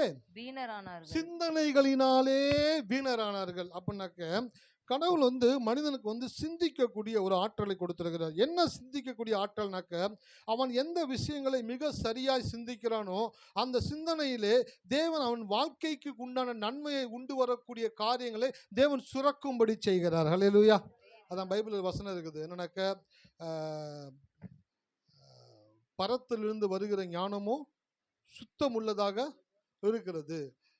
எல்லாமே பரத்திலிருந்து வருகிறது. அந்த பரத்திலிருந்து வரக்கூடிய ஞானத்தை தேவன் ரொம்பவும் சுத்தமுள்ள ஞானமாக கொடுக்கிறாராம். அதே போல் நீங்கள் வேதத்தை தொடர்ந்து வேதத்தை படிக்கும் பொழுது அந்த வசனங்கள் உங்களுக்குள்ள நல்ல விஷயங்களை சுரக்க செய்யக்கூடியதாக இருக்கிறது. இந்த வசனத்தில் வாசிக்கிறோம், அவர்கள் தேவனை அறிந்தும் அவரை தேவன் என்று மகிமைப்படுத்தாமலும் ஸ்தோத்தரியாமலும் இருந்து தங்கள் சிந்தனைகளினாலே வீணரானார்கள். சிந்தனைகளினாலே வீணரானார்கள். இன்றைக்கு நிறைய பேர் நல்லா இருக்கிற அவங்களுடைய வாழ்க்கைய இவங்களே தப்பா சிந்திச்சு தப்பான காரியங்களை யோசிச்சு இவங்களே செல்ஃப் ஜட்ஜ் பண்ணி, ஹல்லேலூயா, என்னதுங்க செல்ஃப் ஜட்ஜிங் அப்படின்வாங்க. அப்படின்னாக்க, இப்போ வீட்டுக்காரர் ஒரு 7 மணிக்கு வீட்டுக்கு வரேன்னு சொல்லியிருக்கிறாருன்னு வச்சுக்கோங்களேன்.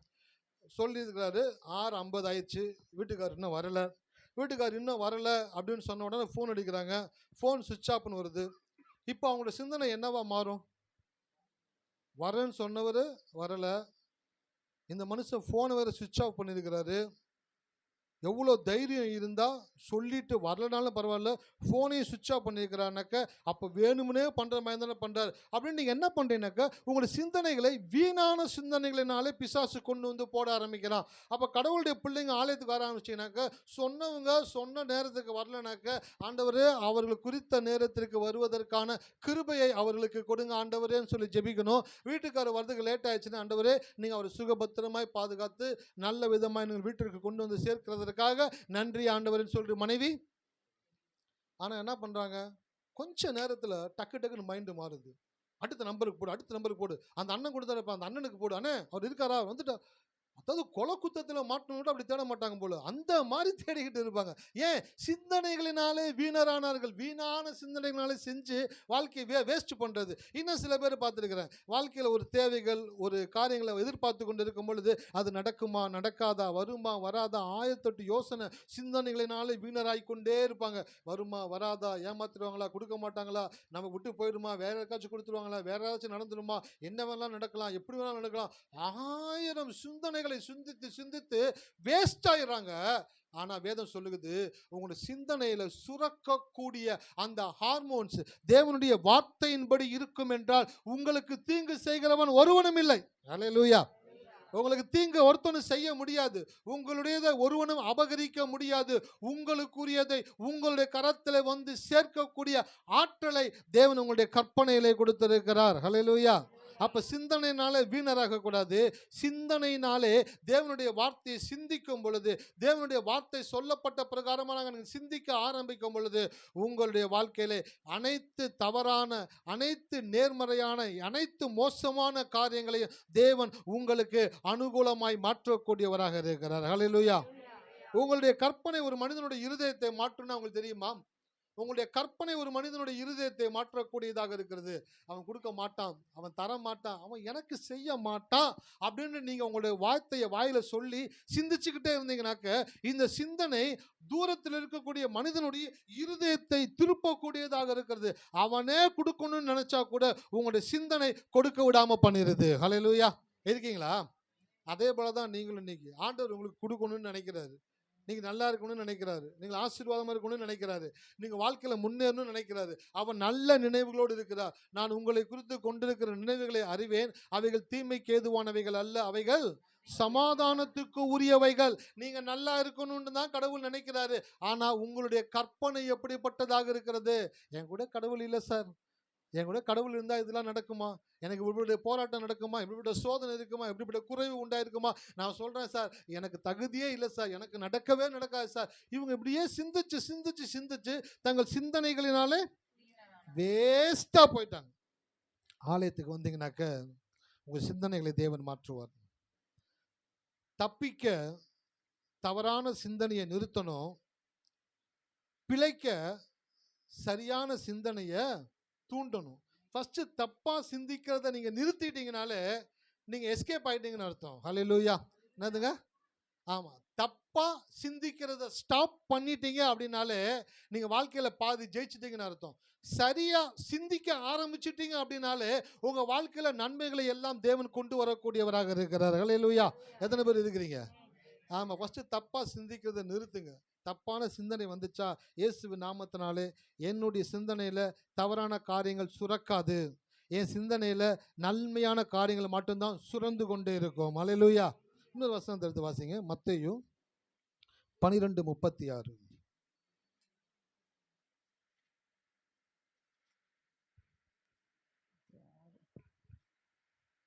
மனுஷர் பேசும் வீணான வார்த்தைகள் யாவையும் குறித்து நியாய தீர்ப்பு நாளிலே கணக்கு ஒப்புவிக்க வேண்டும் என்று உங்களுக்கு சொல்லுகிறேன். போதும். மனுஷர் பேசும் வீணான வார்த்தைகள் யாவையும் குறித்து நியாய தீர்ப்பு நாளிலே கணக்கு ஒப்புவிக்க வேண்டும். பாருங்க, விசுவாசமா பேசுறவன் வீணான வார்த்தைய தகர்ப்பான், வீணான வார்த்தையை பேசுறவன் விசுவாசமான வார்த்தையை பேசுறத தவிர்ப்பான்.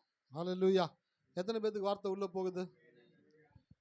விசுவாசமான வார்த்தையை பேசுகிறவன் வீணான வார்த்தையை தகர்ப்பான், வீணான வார்த்தையை பேசுகிறவன் விசுவாசமான வார்த்தையை தவிர்ப்பான். அப்படின்னாக்க நான் விசுவாசத்தில் இருக்கிறேன் அப்படின்னாக்க வீணான வார்த்தைகள் என் வாயில வரும்போதே நான் உடைச்சிருவேன். என்ன பண்ணிடுவேன்? உடைச்சிருவேன். இது வீணான வார்த்தை, கடவுளுக்கு பிரியமில்லாத வார்த்தை, இது கோபத்தை தூண்டக்கூடிய வார்த்தை, இது என்னை அழிக்கக்கூடிய வார்த்தைன்னு தெரிஞ்ச உடனே நான் என்ன பண்ணுவேன்? அந்த வார்த்தையை உடைச்சிடணும். ஆனால் வீணான வார்த்தையை பேசிக்கிட்டே இருக்காங்க பார்த்தீங்களா, அவங்களுக்கு விசுவாசமான வார்த்தையை பேசுறதற்கான வாய்ப்புகள் கிடைச்சாலும் அதை தவிர்த்துக்கிட்டே இருப்பாங்க. சில பேர் பேசிட்டு இருக்கீங்களா? சிஸ்டர் கவலைப்படாங்க சிஸ்டர், கர்த்தர் உங்களுடைய காரியங்களை மாற்றுவார், கர்த்தர் நல்லது செய்வார் சிஸ்டர் சொல்லிப்பாங்களேன். சிஸ்டர் தயவுசெய்து வேணாம் சிஸ்டர், அதை பற்றி பேசாங்க சிஸ்டர், நான் ரொம்ப சோர்ந்து போயிருக்கிறேன். சரி, என்ன பேச சொல்கிறீங்க? நீ இன்னும் குட்டிச்சவராக போவ, விளங்காமல் போவ, உருப்பிடாமல் போவ, அதை பேசினா நல்லா இருப்பீங்களா? ஹல்லேலூயா. சில பேர் டாக்டர்கிட்ட போவாங்க, டாக்டர் வலி தாங்க முடியல டாக்டர், செக் பண்ணிட்டு பா, ஐயோ ஃபஸ்ட்டு எனக்கு ஏதாச்சும் ஒரு மருந்து கொடுங்களேன். ஃபஸ்ட்டு செக் பண்ணால் தானே மருந்து கொடுக்க முடியும், இல்லை ஃபஸ்ட்டு ஒரு மயக்க மருந்து போட்டு படுக்க வச்சிடலாமா உனைய?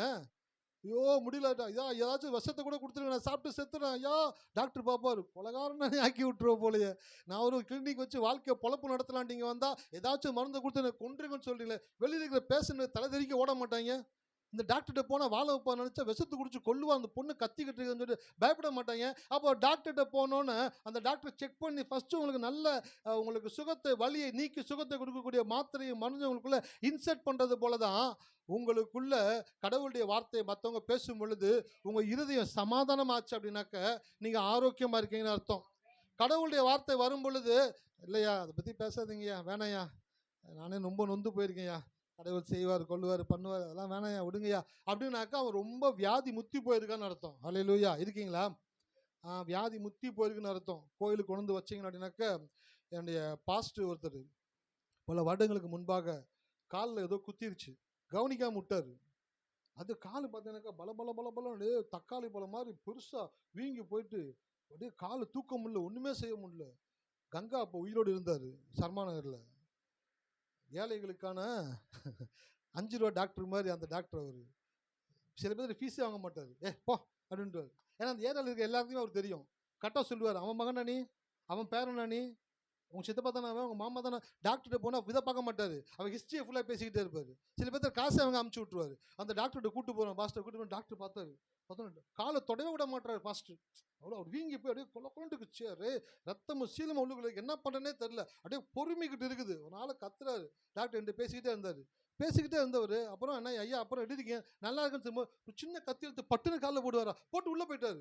ஓன்னு கத்துறாரு பாஸ்ட். நான் கட்டி பிடிச்ச, ஐயா ஒன்றும் இல்லை ஐயோ தம்பி திரும்பி ஒரு பொண்ணு வேகமாக வந்துச்சு, ஒரு பஞ்சை வச்சு ஒரு அமுக்கி மொத்த சீலையும் ரத்தத்தையும் கழுவி எடுத்து பேண்டேஜை போட்டு தம்பி கூட்டு போங்கப்பா, ரொம்ப சொற்பமான ஃபீஸை கூட்டு வந்தாச்சு. இன்னைக்கு அப்படிதான் சில பேர் தங்களுக்குள்ள வியாதி இருக்குன்றது தெரியாமே வாழ்ந்துகிட்டு இருக்கிறாங்க. அவிவிசுவாசன்றது ஒரு வியாதி. அல்லேலூயா.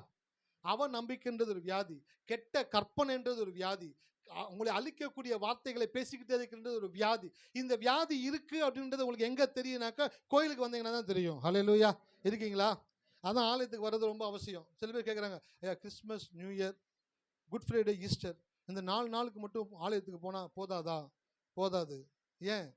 உனக்குள்ள என்ன வியாதி இருக்குன்னே தெரியாமல் ஒரு வருஷம் ஃபுல்லாக வாழ்ந்துக்கிட்டே இருப்பியா? உனக்குள்ள என்ன வியாதி இருக்குன்றத கோயிலுக்கு வந்தால் தானே ஊழியக்கார் காட்டுவார், டாக்டர் காட்டுவது ஊழியக்கார் காட்டுவார். உனக்குள்ள அவிவிசுவாசம் வியாதி இருக்குது, நீ தப்பாக கற்பனை செஞ்சுக்கிட்டு இருக்கிற வியாதி உனக்குள்ளே இருக்குது, நீ தப்பாக பேசுகிற வியாதி உனக்குள்ளே இருக்குது. நீ தப்பாக பேசக்கூடாது, தப்பாக சிந்திக்கக்கூடாது, நீ கரெக்டாக கோயிலுக்கு வரணும், வந்து உட்காந்து கடவுளை பாடி துதிச்சு ஆராதிச்சு ஊழியக்கார வார்த்தையை கேட்கும் பொழுது உனக்குள்ள புல்லை எப்போ அரிக்க ஆரம்பிக்குதோ அப்போ நீ சுகமாயிட்டேன்னு அர்த்தம். அல்லேலூயா, இருக்கீங்களா? சில பேர் சொல்றாங்க, ஐயா எனக்கு மரமே அரிக்குது அப்படின்றாங்க.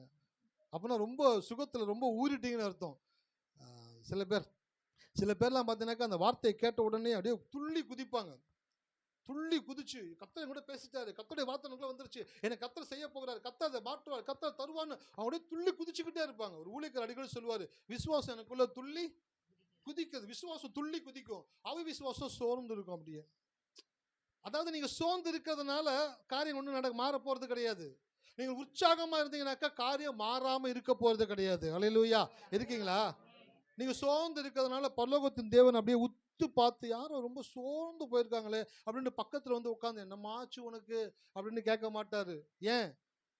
நீங்க ஆலயத்துல வந்து உட்காந்து சோர்ந்து இருந்தீங்கன்னாக்கா நீங்க வியாதியில் இருக்கீங்கன்னு அர்த்தம். சோர்ந்து இருக்கிற உங்களை இங்க வந்து கடவுளுடைய வார்த்தை கொடுத்து பூஸ்ட் பண்ணி புல்லரிக்க வச்சு மரம் அரிக்க வச்சு உங்களை எந்திரிச்சு நிற்க வச்சு, ஐயா நான் விசுவாசிக்கிறேன், ஐயா எனக்கு கர்த்தர் செய்வாரியா அப்படின்னு சொல்லக்கூடிய வார்த்தை உங்க வாயில வந்துருச்சுனாக்கா நீங்க பூரண சுகமாயிட்டீங்கன்னு அர்த்தம். அல்லேலூயா.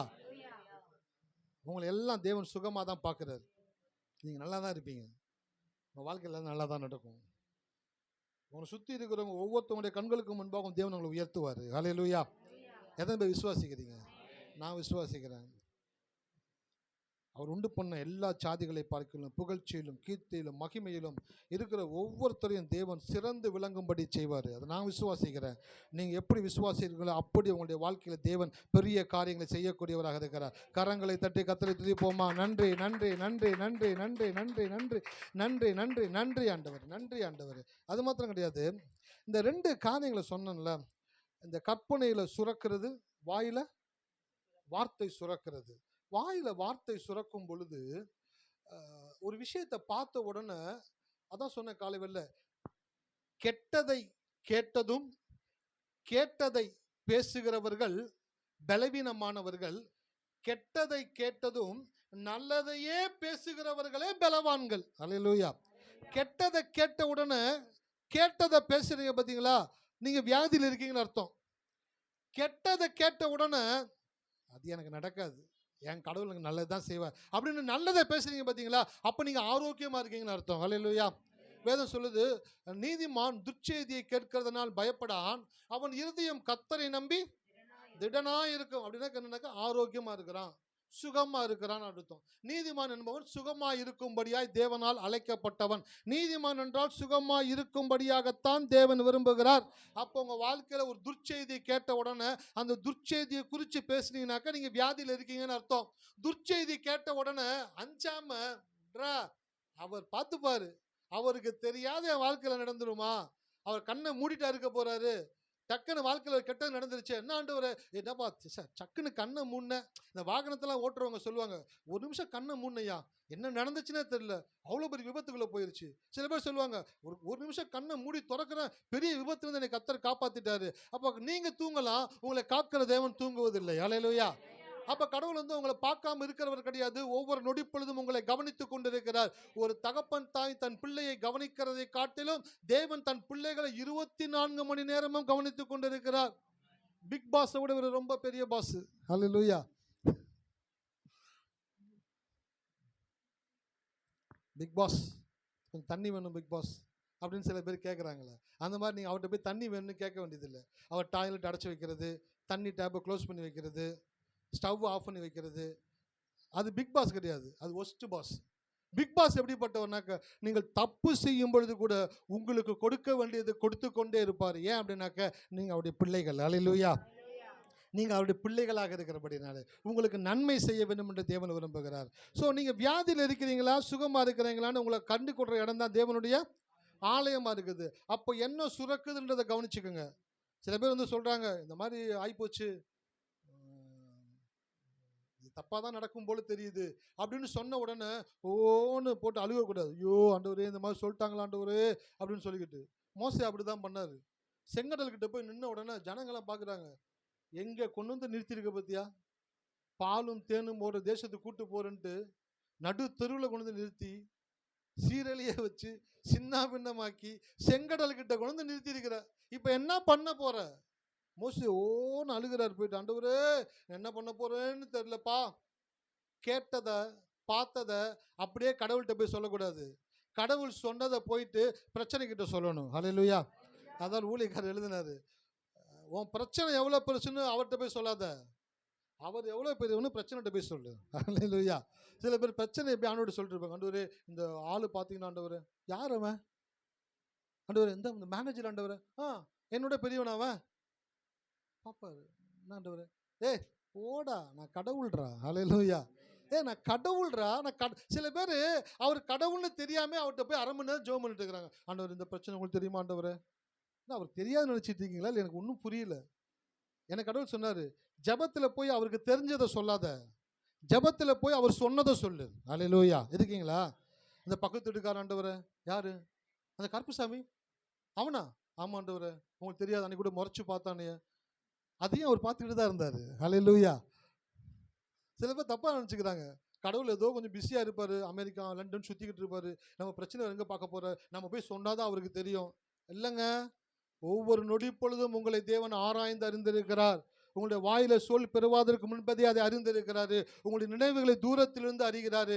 உங்கள் பக்கத்தில் 1000 பேரும் வலது பக்கத்தில் 10,000 பேரும் இருந்தாலும் உங்கள் நடுவில் நான் இருக்கிறேன் என்று தேவன் சொல்லுகிறார். அல்லேலூயா. இருக்கீங்களா? அப்போ இன்றைக்கு உங்களை கடவுள் சொல்கிறாரு, நீ வியாதியில் இருக்கிறியா சுகத்தில் இருக்கியான்னு உன்னை பார்க்க இந்த இடத்துல உனக்கு கொண்டு வந்திருக்கேன். இப்போ கடவுள் டெஸ்ட் பண்ணிக்கிட்டு இருக்கிறாரு ஒவ்வொருத்தரையும். அல்லேலூயா. என்ன பண்ணிட்டு இருக்கிறாரு? டெஸ்ட் பண்ணி பார்க்குறாரு ஒவ்வொருத்தரையும். எல்லாம் வியாதியில் இருக்குங்களா, எல்லாம் சுகமாக இருக்கிறீங்களான்னு செக் பண்ணிட்டு பார்க்குறாரு. பார்த்தா ஒரு சில ஆளுங்க மட்டும்தான் ஆரோக்கியமாக இருக்கிறாங்க, மிச்சம் எல்லாம் பார்த்தனாக்கா அப்படியே வியாதியில் ஊறிக்கிட்டு உலண்டுக்கிட்டு என்ன பண்ணுறேன்னு தெரியாமல் அவங்களை எல்லாம் தேவன் சரி செய்யக்கூடியவராக இருக்கிறார். அல்லேலூயா. அவருடைய ஒரு வார்த்தை உங்களுடைய முழு சரீரத்தில் இருக்கக்கூடிய குறைவுகளையும் நிறைவாக்கக்கூடியதாக இருக்கிறது. ஹல்லேலூயா. ஔஷதமாக தேவன் இருக்கிறார். அந்த ஔஷதமான வார்த்தை உங்களுக்குள்ளே போகும் பொழுது உங்கள் உடம்புல ஹார்மோன்ஸை சுரக்க செய்கிறது, கிளான்ஸை சரியாக இயங்கும்படி செய்கிறது. ஒவ்வொரு ஆர்கன்ஸும் ஒவ்வொரு உறுப்புகளும் மிக சரியாய் செயல்படக்கூடிய விதத்தில் உங்களுடைய கற்பனையிலும் உங்களுடைய வாயிலும் தேவன் அதை ஊற பண்ணக்கூடியவராக இருக்கிறார். ஹல்லேலூயா. கற்பனையில் ஊறணும், சுகம் கற்பனையில் ஊறணும், சுகம் வாயில் ஊறணும். சில பேர் பார்த்துருக்கேன், எப்பயும் வாயில் அரிசியை போட்டு முன்னுக்கிட்டே இருப்பாங்க. எத்தனை பேர் கவனிச்சிருக்கீங்க? எங்கள் அம்மாலாம் அப்பப்போ அந்த அரிசி எடுத்து போட்டு சாப்பிட்டுட்டே இருப்பாங்க. என்னடா அது வாயில் ஏதாச்சும் ஒன்று ஊறிட்டே இருக்கணும். ஆண்கள்லாம் பார்த்தீங்கன்னா இந்த பாக்கு போடுவாங்க. என்னடா வாயில் ஏதாச்சும் ஒன்று ஊறிக்கிட்டே இருக்கணும் அவங்களுக்கு. நான் சொல்கிறேன், உங்கள் வாயில் கடவுளுடைய வார்த்தை ஊறிக்கொண்டே இருக்கணும். ஹல்லேலூயா. கடவுளுடைய வார்த்தை வாயில் ஊற ஊற ஊற, அது கற்பனையில் ஊற ஊற ஊற, நீங்கள் ஆரோக்கியத்தின் மேல் ஆரோக்கியம், சுகத்தின் மேல் சுகம், நன்மையின் மேல் நன்மை, ஆசீர்வாதத்தின் மேல் ஆசீர்வாதம் உங்களுடைய வாழ்க்கையில் தேவன் கொடுக்கக்கூடியவராக இருக்கிறார். ஹல்லேலூயா. தேவன் நல்ல ஒரு வசந்த வாசிங்க, வேகமாக கடந்து போகலாம். 1 சாமுவேல் 1:10. அவள் போய் மனம் கசந்து மிகவும் அழுது கர்த்தரை நோக்கி விண்ணப்பம் பண்ணி, சேனைகளின் கர்த்தாவே, தேவரீர் உம்முடைய அடியாளின் சிறுமையை கண்ணோக்கி பார்த்து உம்முடைய அடியாளை மறவாமல் நினைத்து அருளி உமது அடியாளுக்கு ஒரு ஆண் பிள்ளையை கொடுத்தால் அவன் உயிரோடு இருக்கும் சகல நாளும் நான் அவனை கர்த்தருக்கு ஒப்பு கொடுப்பேன். அவன் தலைமை சவரன் கத்தி படுவதில்லை என்று ஒரு பொருத்தனை பண்ணினாள். அப்படியே படிச்சுட்டே வாங்க 18 வரைக்கும். அவள் கர்த்தருடைய சந்நிதியில் வெகு நேரம் விண்ணப்பம் பண்ணுகிற போது ஏலி அவள் வாயை கவனித்து கொண்டு இருந்தான். அன்னாள் தன் இருதயத்திலே பேசினாள், அவளுடைய உதடுகள் மாத்திரம் அசைந்தது, அவள் சத்தமோ கேட்கப்படவில்லை. ஆகையால் அவள் வெறித்திருக்கிறாள் என்று ஏலி நினைத்து அவளை நோக்கி, நீ எதுவரைக்கும் வெறித்திருப்பாய்? உன் குடியை உன்னை விட்டு விலக்கு என்றான். அதற்கு அன்னாள் பிரதியுத்தரமாக, அப்படியல்ல என் ஆண்டவனே, நான் மன கிளேசமுள்ள ஸ்திரீ, நான் திராட்சரசம் ஆகிலும் மதுவாகிலும் குடிக்கவில்லை. நான் கர்த்தருடைய சந்நிதியில் என் இருதயத்தை ஊற்றிவிட்டேன். உம்முடைய அடியாளை பேலியாளின் மகளாக எண்ணாதிரும். மிகுதியான விசாரத்தினாலும் கிளேசத்தினாலும் இந்நேரம் மட்டும் விண்ணப்பம் பண்ணினேன் என்றார். அதற்கு ஏலி, சமாதுரனே போ, நீ இஸ்ரவேலின் தேவனிடத்தில் கேட்ட உன் விண்ணப்பத்தின்படி அவர் உனக்கு கட்டளை இடுவாராக என்றான். அப்பொழுது அவள், உம்முடைய அடியாளுக்கு உம்முடைய கண்களிலே தயை கிடைக்க கடவது என்றார். பின்பு அந்த ஸ்திரீ புறப்பட்டு போய் போஜனம் செய்தார். அப்புறம் அவள் துக்கமுகமாக இருக்கவில்லை. அவர்கள் அதிகாலையில் எழுந்து கர்த்தரை பணிந்து கொண்டு ராமாவில் இருக்கிற தங்கள் வீட்டுக்கு திரும்பி போனார்கள். எல்கானா தன் மனைவியாகிய அன்னாளை அறிந்தான். கர்த்தர் அவளை நினைத்து அருளினார். ஹல்லேலூயா. பாருங்க, அன்னாள் தேவனுடைய சமூகத்தில் போய் ஜெபிக்கிறாங்க. ஜெபிச்சு கடவுள்கிட்ட ஒரு பொருத்தனை செய்கிறாங்க. அந்த பொருத்தனை செய்யும் பொழுது அந்த பொருத்தனை செய்து ஜெபித்து கொண்டு இருக்கிறாங்க. அப்போ அவங்களுடைய கற்பனையில் ஒரு காரியங்களை தேவன் சுரக்க செய்கிறார். அவருடைய வாயில தேவன் வார்த்தையை சுரக்க செய்கிறார். 2 காரியங்கள் நடக்குது. ஹல்லேலூயா. நீங்கள் தேவனுடைய ஆலயத்தில் வந்து உட்கார்ந்து அழுது மூக்க சிந்திட்டு போறதுக்கு கிடையாது. தேவனுடைய ஆலயத்தில் வந்து உட்கார்ந்து அழுது நீங்கள் ஜெபித்து விட்டு போகும் பொழுது உங்களுடைய கற்பனையில் ஒரு காரியத்தை தேவன் சுரக்க செய்கிறாரு. உங்களுடைய வாயில தேவன் தன்னுடைய வார்த்தையை சுரக்கும்படி செய்யக்கூடியவராக இருக்கிறார். அன்னைக்கு வந்து ஜெபிச்சுக்கிட்டு இருக்கிறா. அப்போ ஊழியக்காரர் வந்து என்ன சொல்றாரு? 17ஆம் வசனம், அதற்கு ஏலி, சமாதானத்துடனே போ, நீ இஸ்ரவேலின் தேவனிடத்தில் கேட்ட உன் விண்ணப்பத்தின்படி அவர் உனக்கு கட்டளை இடுவாராக என்றான். அப்பொழுது அவள், உம்முடைய அடியாளுக்கு உம்முடைய கண்களில் தயவு கிடைக்க கடவுது என்றால். பின்பு அந்த ஸ்திரீ புறப்பட்டு போய் போஜனம் செய்தால். அப்புறம் அவள் துக்கமுகமாக இருக்கவில்லை. அதுக்கு முன்னாடி வரைக்கும் துக்கமுகமாக தான் இருந்தா. 1000 பேர் ஆறுதல் சொன்னாலும், வீட்டுக்காரே ஆறுதல் சொன்னாலும் அவளை ஆறுதல் படுத்த முடியவில்லை. ஆனால் ஆலயத்தில் வந்து உட்கார்ந்து அவள் ஜெபித்து கொண்டு இருக்கும் பொழுது ஒரு ஊழியக்காரனின் மூலமாக தேவன் அவளோடு கூட பேசுகிறார். அந்த பேசுகிற வார்த்தை அவளை நோக்கி வரும் பொழுது அவளுக்குள்ளே தேவன் புல்லரிக்கும்படி செய்தார். ஹல்லேலூயா.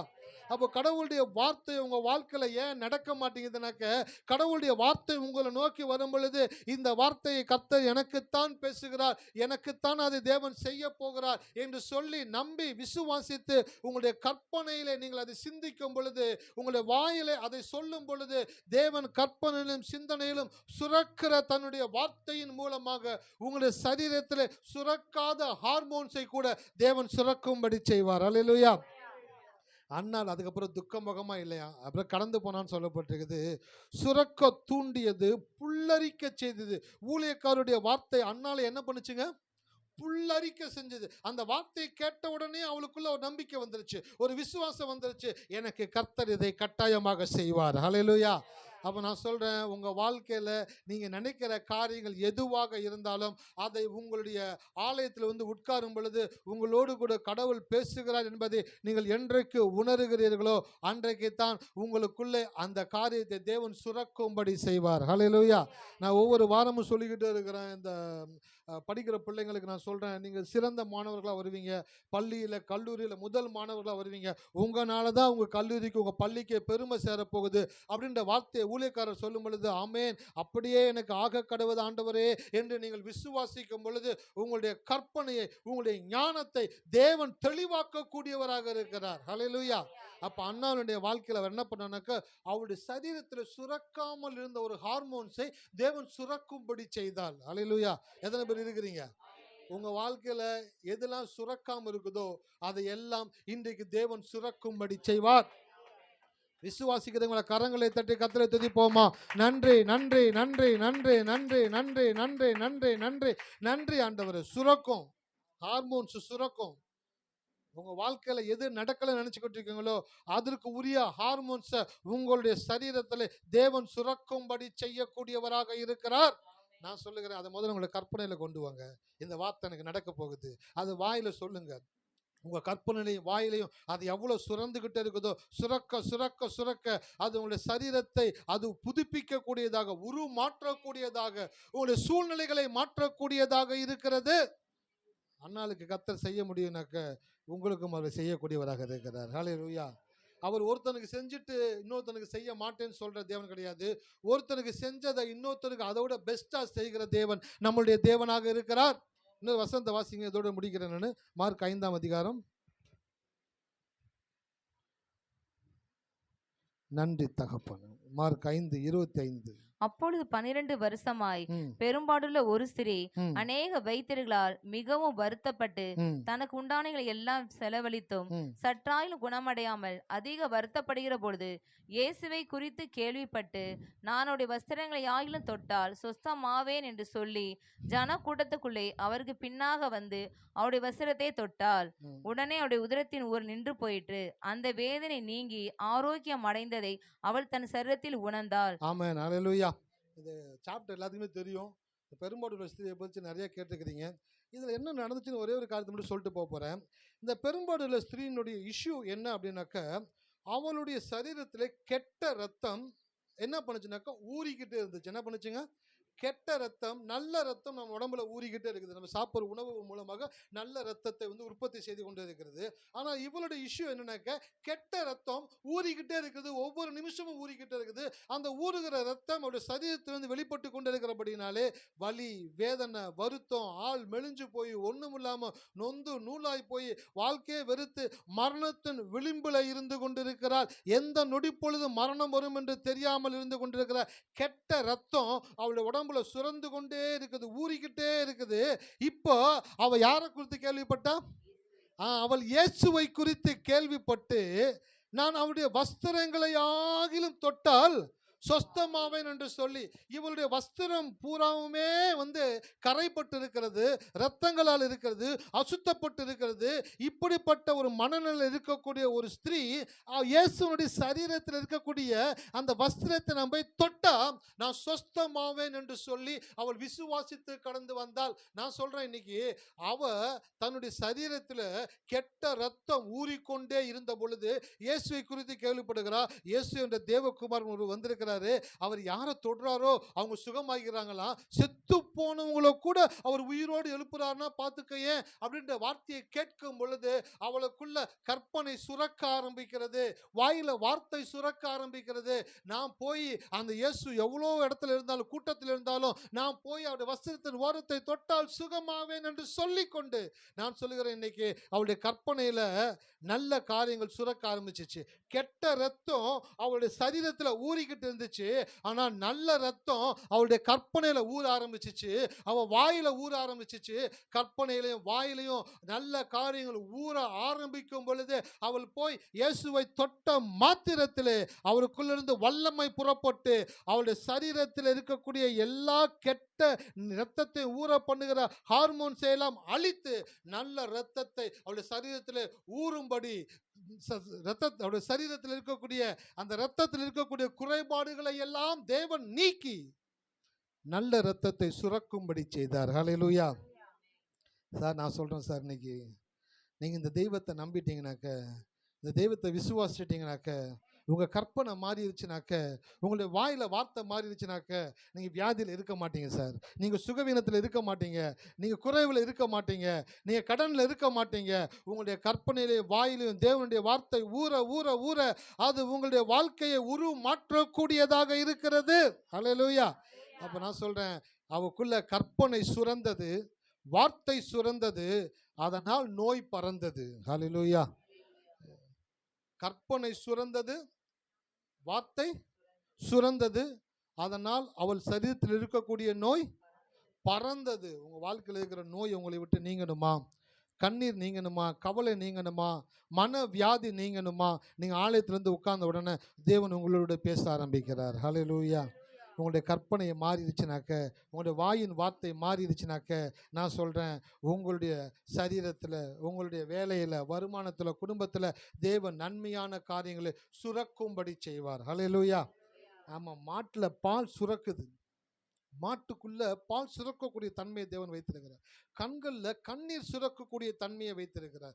நாவில் எச்சி ஊறக்கூடிய தன்மையை வைத்திருக்கிறார். அதே தேவன் உங்களுடைய கற்பனையிலும் உங்களுடைய வாயிலும் அவருடைய வார்த்தை ஊற ஊற அது உங்களை புதுப்பித்து, உங்களை ஆசீர்வதித்து, நீங்கள் விரும்பின காரியத்தை அடையும்படி செய்கிறது. ஹல்லேலூயா. எத்தனை பேர் இருக்கிறீங்க? ஆமாம், இந்த மாலை வேளையில தேவன் ஹார்மோன்ஸை, பிளட்டை, உங்கள் சரீரத்தில் இருக்கக்கூடிய குறைபாடுகளில் எதெல்லாம் குறைபாடாக இருக்குதோ, எதெல்லாம் சரியாக சுரக்காமல் இருக்கிறதோ, எதெல்லாம் தப்பாக சுரந்து கொண்டு இருக்கிறதோ, அதையெல்லாம் சரியாய் மாற்றி இயக்க செய்கிற தேவனுடைய வல்லமை அவருடைய வார்த்தையில் இருக்கிறது. ஹல்லேலூயா. கற்பனை செய்யுங்க. வீட்டுக்கு போகும்போது கற்பனை செய்து கொண்டே போங்க. பலவீனப்பட்டு ஒன்றுமே இல்லாமல் உடஞ்சி ஓடா போகிறது போல கற்பனை செய்யக்கூடாது. இந்த வியாதியின் மத்தியிலும் என் சரீரத்தை தேவன் சரியாக இயங்க செய்து எனக்கு தேவன் சுகத்தை கொடுக்கக்கூடியவராக இருக்கிறார் என்ற கற்பனை ஊறணும். அந்த கற்பனை மாத்திரமில்லை, வாயின் வார்த்தைகளும் ஊறிக்கொண்டே இருக்கணும். ஹல்லேலூயா. இருக்கீங்களா? கற்பனை ஊறணும், வாயின் வார்த்தை ஊறணும். கற்பனையும் வாயின் வார்த்தையும் எப்போ ஊற ஆரம்பிச்சிருச்சோ அப்பவே நீங்க உங்களுடைய வாழ்க்கையில உயரக்கூடிய இடத்துக்கு நீங்க வந்துட்டீங்க. உங்க வியாதி உங்களை விட்டு நீங்கி விட்டது. அவரே உன் பரிகாரியாகிய கர்த்தர். அந்த வார்த்தையை வேதத்தில் படிக்கும் பொழுது உங்களோட மைண்ட்ல வந்துடணும், கடவுள் என்னுடைய டாக்டரா இருப்பார் அப்படின்னாக்க, நோய் வந்த பிற்பாடு எனக்கு சுகம் கொடுக்கிறவர் மாத்திரம் மருத்துவர் அல்ல, நோய் வருவதற்கு முன்பாகவே நோயை தடுப்பதற்கான காரியங்களையும் செய்கிறவரே நல்ல மருத்துவராக இருக்கிறார். டாக்டர்கிட்ட போய் கேட்டாக்கா, சார் இந்த மாதிரி வியாதி சார், அந்த மருந்து எடுத்துக்கோங்க, இதெல்லாம் செய்யுங்க சார். இந்த வியாதி எப்படி வந்துச்சுன்னா வந்துருச்சு. இல்லை சார் எப்படி வந்துச்சுனாக்கா, ஏங்க அதுக்கு 1000 காரணம் இருக்குங்க, சொல்ல முடியாதுங்க. நாங்கள் நீங்கள் ஒரு 100 ரூபா ஃபீஸை கொடுத்துட்டு இதனால எந்த வியாதி வருதுன்னு கேட்டுட்டு போயிட்டீங்கன்னாக்கா, அப்போ நாங்கள் எப்படி கிளினிக் நடத்துறது? ஹல்லேலூயா. அவன் எப்படி இருக்காங்க பாருங்க. இந்த வியாதி ஏன் சார் வந்துச்சு, எந்த தப்புனாலும் வந்துச்சுன்னு சொன்னீங்கன்னா அதை திருத்திப்போம். அதெல்லாம் சொல்ல மாட்டேங்க. மாதம் மாதம் வந்து செக் பண்ணிக்கோங்க, ஃபீஸை கட்டுங்க, மாத்திரை சாப்பிடுங்க, இது கொஞ்சம் கொஞ்சமாக சரியாகும். அவன் நல்ல டாக்டரே கிடையாது. ஹல்லேலூயா. அந்த இயேசு எப்படிப்பட்டவர்னாக்க, அவர்கிட்ட வந்தவங்களை பரிபூர்ணமாக சுகமாக்கி அனுப்புகிறார். ஹல்லேலூயா. பரிபூர்ண சுகத்தை கொடுக்கிற தேவன். அண்ணாளுடைய வாழ்க்கையில் அவருடைய கர்ப்பத்தில் சுரக்க வேண்டிய சுரபிகளை தேவன் சுரக்கும்படி செய்தாராம். பெரும்பாடுள்ள ஸ்திரீனுடைய சரீரத்தில் கெட்ட ரத்தம் ஊறிக்கொண்டே இருந்தது. ஆனால் அவருடைய கற்பனையும் வாயின் வார்த்தையும் மாறின உடனேயே அந்த கெட்ட ரத்தம் ஊறுறது நின்று போய் நல்ல ரத்தம் அவருடைய உடம்புல சுரக்க ஆரம்பித்ததை தன் சரீரத்தில் உணர்ந்தாலாம். ஹல்லேலூயா. நான் சொல்கிறேன், இந்த மாலை வேளையில் உங்களுடைய வாழ்க்கையில் உங்களுடைய வியாதியோடு நீங்கள் இருக்கின்றது தேவனுடைய சித்தமே அல்ல. நீங்கள் சுகத்தோடு இருக்க வேண்டும் என்று தேவன் விரும்புகிறாரு. நீங்கள் ரொம்ப கஷ்டத்துலேயும் வேதனையிலையும் கவலையிலையும் கண்ணீர்லையும் போராட்டத்திலையும் குறைவிலையும் வேதனையிலுமே உங்கள் வாழ்க்கையை ஒவ்வொரு நாளும் வாழ்ந்துட்டு போகிறது தேவனுக்கு சித்தமே கிடையாது. இன்றைக்கு கர்த்தர் உங்களை சுகமாக்க விரும்புகிறார். ஹல்லேலூயா. எத்தனை பேர் சுகமாக விரும்புகிறீங்க? ஹல்லேலூயா. உங்களை தேவன் இன்றைக்கு சுகமாக்க விரும்புகிறார். உங்களுடைய வாழ்க்கையில் இருக்கக்கூடிய அந்த குறைவு கூட பார்த்தீங்கன்னாக்கா ஒரு வியாதி தான். இந்த மரணம் என்ற வார்த்தைக்குள்ள எல்லா தீமைகளையும் தேவன் அடக்கி இருக்கிறாராம். அப்போ உங்கள் வாழ்க்கையில் வியாதி ஒரு பிரச்சனை தான், கடன் ஒரு பிரச்சனை தான், போதிய வருமானம் இல்லாதது ஒரு பிரச்சனை தான். பிள்ளைங்க நல்லா படிக்காதது ஒரு பிரச்சனை தான். குடும்ப சமாதானமா இல்லாமல் இருக்கிறது ஒரு பிரச்சனை தான். ஆனால் நீங்கள் ஆலயத்தில் வந்து உட்காந்தீங்கன்னாக்க கடவுள் என்ன செய்கிறாருனாக்க உங்களுடைய கற்பனையை மாற்றுறாரு, வாயின் வார்த்தையை மாற்றி சரியான காரியங்களை தேவன் ஊறும்படி செய்கிறாரு. ஊற ஆரம்பிச்சிருச்சு அப்படின்னாக்க வேலை செய்ய ஆரம்பிச்சிருச்சுன்னு அர்த்தம். ஹல்லேலூயா. எத்தனை பேத்துக்குள்ள ஊறுது கற்பனை? சில பேத்துக்குள்ள வயிற்றுல பூச்சி ஊறுது. வயிற்றுக்குள்ள பூச்சி ஊறுற மாதிரி இருக்குதுயா. ஸ்வீட்டை போட்டு நொறுக்கிறது பூச்சி ஊற தான் செய்யும். கோயிலுக்கு வந்து உட்காந்து தேவனுடைய வார்த்தையை கேட்கும் பொழுது என்ன ஆகணுங்க? கற்பனை ஊறணும், வாயில வார்த்தை ஊறணும். வீட்டுக்கு போகும் பொழுது செய்தி முடிச்சு வீட்டுக்கு போறீங்களா, கற்பனையை சிறந்த முறையில் கற்பனை செய்து பாருங்க.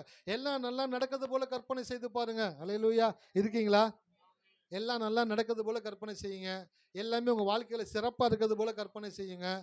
போன வாரம் சொன்னது போல இந்த வாரமும் சொல்றேன், இந்த வருஷம் கிறிஸ்மஸ் உங்களுக்கு ரொம்ப சிறப்பா இருக்கும். ஹல்லேலூயா. எத்தனை பேர் விசுவாசிக்கிறீங்க? இந்த வருஷம் கிறிஸ்மஸ் ரொம்ப டாப்பாக இருக்க போகுது, ரொம்ப சிறப்பாக இருக்க போகுது. ஐயா நீங்கள் சொல்கிறீங்க, ஆனால் ஒரு நிமிஷம் இருங்கய்யா அப்படின்ட்டு ஒரு நோட் எடுத்து கடைன்னு அவங்க கணக்கு போடுறத பார்த்தா இன்னும் 10 வருஷத்துக்கு கிறிஸ்மஸ் சிறப்பாகவே இருக்காது. அப்படிப்பட்ட ஒரு வாழ்க்கை வாழ்ந்துக்கிட்டு இருக்கிறீங்க. ஆனாலும் கடவுள் சொல்கிறாரு, எவ்வளவு மோசமாக மரணத்தின் விளிம்பில் இருந்து அந்த பெரும்பாடுள்ள சிறியனுடைய சரீரத்தில் தொட்ட மாத்திரத்தில் தேவன் சுகத்தை கொடுக்க முடியும் என்றால், நான் சொல்லுகிறேன், உங்களுடைய கற்பனையும் வாயின் வார்த்தையும் மாறிடுச்சுனாக்க ஓவர் நைட்டில் தேவன் உங்களுக்கு அற்புதத்தை செய்வார். ஹல்லேலூயா. வேதத்தில் ஒரு தேசமே பஞ்சத்தில் இருந்துச்சு. ஓவர் நைட்டில் தேவன் அந்த தேசத்தில் இருக்கிற ஒவ்வொருத்தனையும் பணக்காரன் ஆக்கினார். ஹல்லேலூயா. ஒருத்தனை பணக்காரன் ஆக்குறது அவருக்கு பெரிய விஷயமா? ஒரு தேசத்தையே பணக்கார தேசமாக மாற்றின தேவன் உங்கள் ஒவ்வொருவரையும் தேவன் பணக்காரர்களாக மாற்றுவார். ஹல்லேலூயா. உங்களை தேவன் அலங்கரிக்க விரும்புகிறார். ஆரோக்கியத்தினால, ஆஸ்தியினால, ஐஸ்வர்யத்தினால, ஆடை ஆபரணங்களினால, அமைதியினால, ஆனந்தத்தினால, அன்பினால உங்களை தேவன் அலங்கரிக்க விரும்புகிறாரு. ஆலயத்தில் வந்து உட்கார்ந்தது தற்செயலாக இருக்கலாம். ஆனால் இன்றைக்கு கடவுளுடைய வார்த்தை உங்களை நோக்கி வருகிறது. நான் உங்களை அலங்கரிக்க போகிறேன். I'm going to decorate you, adorn you. நான் உன்னை டெக்கரேட் பண்ண போகிறேன். நான் டெக்கரேட் பண்ணனாக்க இந்த உலகத்தில் எந்த மனுஷனும் அந்த மாதிரி டெக்கரேட் பண்ணவே முடியாது. யோசேப்பை டெக்கரேட் பண்ணி மேலே உட்கார வச்சார். எகிப்து தேசமே அவனுக்கு காலின் கீழ் இருக்கக்கூடிய விதத்தில் அவனை அப்படி ஒரு டெக்கரேஷன் பண்ணார். உங்களை தேவன் டெக்கரேஷன் பண்ண போகிறார். எத்தனை பேர் விசுவாசிக்கிறீங்க? வார்த்தை வரும் பொழுது எத்தனை பேருடைய கற்பனை ஊறுது? எத்தனை பேத்துக்குள்ள வார்த்தை ஊறுது வாயில்? ஆமையா, என் வாழ்க்கையில் கடவுள் செய்வாரியா, நான் கட்டாயமாக ஆசீர்வதிக்கப்படுவேயா, நான் கட்டாயமாக சுகமாவையா, நான் கட்டாயமாக மேலே வருவேயா, நான் நல்லா படிப்பேன், நல்லா வேலைக்கு போவேன், நல்லா சம்பாதிப்பேன், குடும்பம் நல்லா இருக்கும், எங்கள் அம்மா அப்பா நல்லா இருப்பாங்க, என் குடும்பம் நல்லா இருக்கும், நான் நல்லா இருப்பேன், எல்லாம் நல்லா தான் இருக்கும்யா, என் குடும்பத்தில் சகலமும் பூர்த்தியாக இருக்கும், திருப்தியாக இருக்கும், நாங்கள் சந்தோஷமாக இருப்போம், ஆசீர்வாதமாக இருப்போம், நாங்கள் மகிழ்ச்சியாக இருப்போம், எங்களுக்கு ஒரு குறைவும் இருக்காது என்று நீங்கள் உங்களுடைய கற்பனைகளை செய்யும் பொழுது, வார்த்தையை சொல்லும் பொழுது உங்களுடைய வாழ்க்கையில் தேவன் நன்மைகளை செய்யக்கூடியவராக இருக்கிறார். ஹல்லேலூயா. கண்களை மூடுவோமா. நன்றி தகப்பனே. ராஜா, உமக்கு ஸ்தோத்திரங்களையும் துதிகளையும் ஏறெடுக்கிறோம்.